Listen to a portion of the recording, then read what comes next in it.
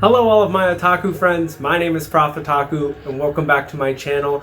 This is the first part of my haul shopping vlog for July. Before we even start, I did want to show you guys this. This is really cool. So I went to Ocean City, New Jersey, and there's like a big boardwalk thing with like rides and like food and games and stuff like that. Well, there was an anime store on the boardwalk, and they had this Attack on Titan manga canvas, but I picked this one because of the Colossal Titan right here, which looks super sick. But yeah, I thought it was really cool, so I'm gonna hang this up in the room, just add some more aesthetic things to this awesome collection. Next up is the Spice and Wolf re-release of the Anniversary Collector's Edition. I did a its own video, an unboxing video. I'll leave a little card so that you guys can go check that out. But yeah, this compiles the first 17 volumes of Spice and Wolf, and this is by far the nicest thing I have in my collection.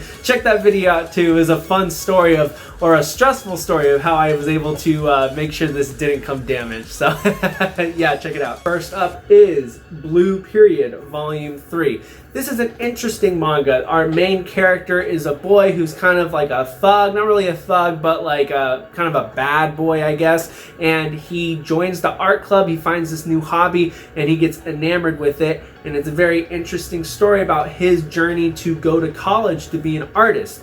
And so the artwork is great, the storyline is rich, and it's very informative about art. It does deal with some heavy topics like transgenders and stuff like that, so if you are not into that, I don't recommend it. But yeah, this is a very interesting series. I'm gonna be interested to see where this goes from the first 2 volumes. Next up is Grand Blue Dreaming, Volume 13. This series continues to be awesome.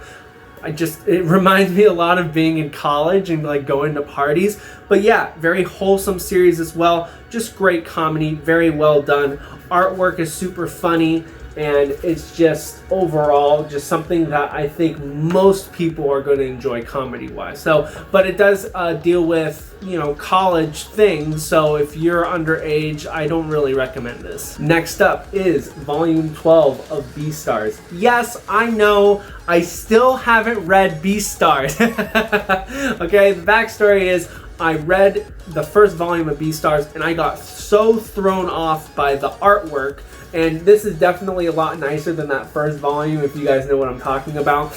You know, this artwork threw me off. I was like, I can't do it. So I dropped it, and then, you know, people kept talking about it. My friends kept saying stuff, like, so I was like, okay, I'll get on the bandwagon. I picked it up again, and I still haven't read it yet. So I promise I will read it. I want to read it, and I will give my thoughts on it very soon. Next up is Whisper Me a Love Song, Volume 3. This is a great Yuri series. I have a review on it on my channel. Highly recommend you check it out. And if you're looking for a new Yuri series, I highly recommend this one. It's a great dynamic between our 2 characters. It's has to do with rock band. You know, she's in a rock band, and this girl is a freshman, and she just kind of falls head over heels for her as like an adoring, loving fan type of thing.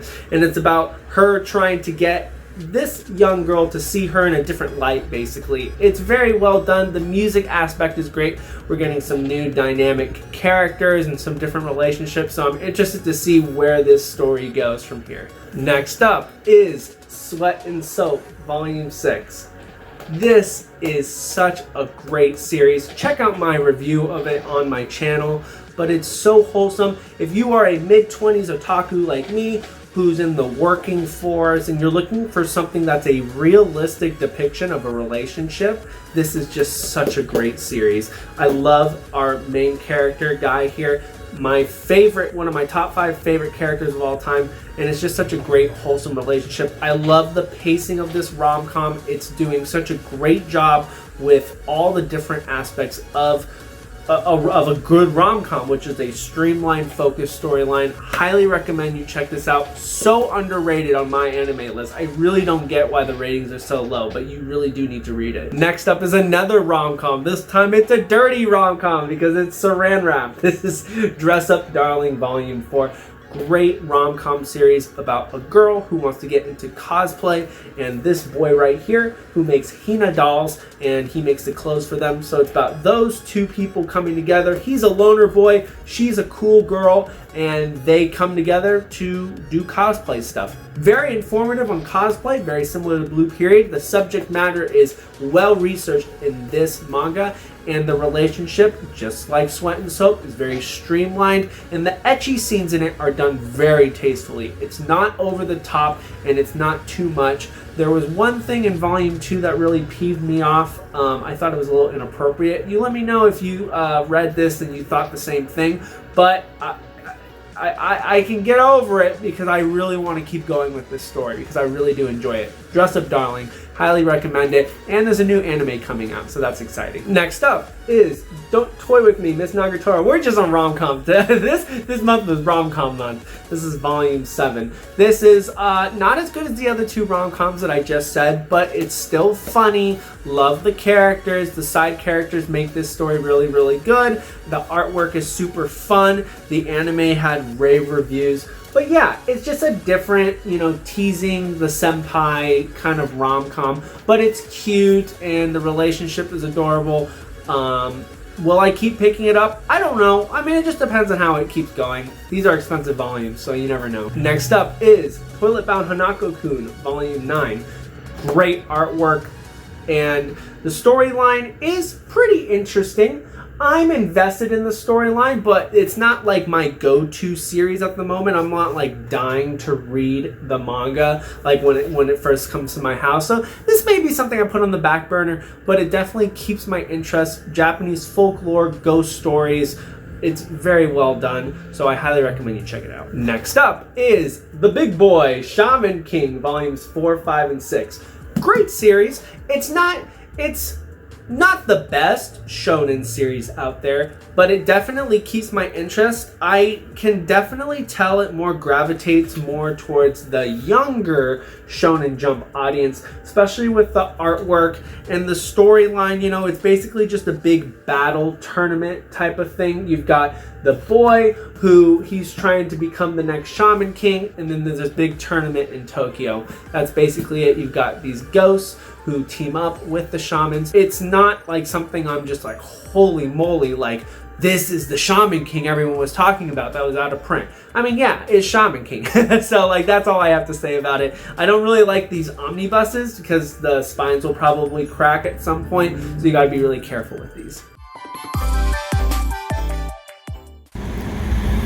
So this is something new I've never seen at a Books A Million. They actually have like a for sale, like a bunch of used manga books outside of the store. I mean, it's all crap, but it's still pretty cool.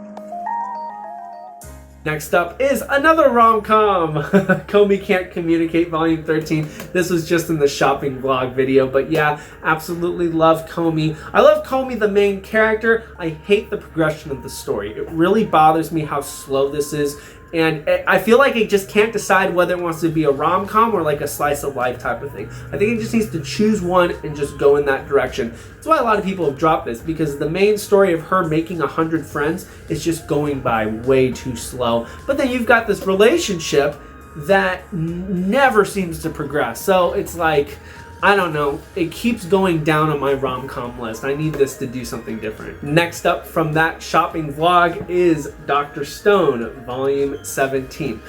Dr. Stone is great.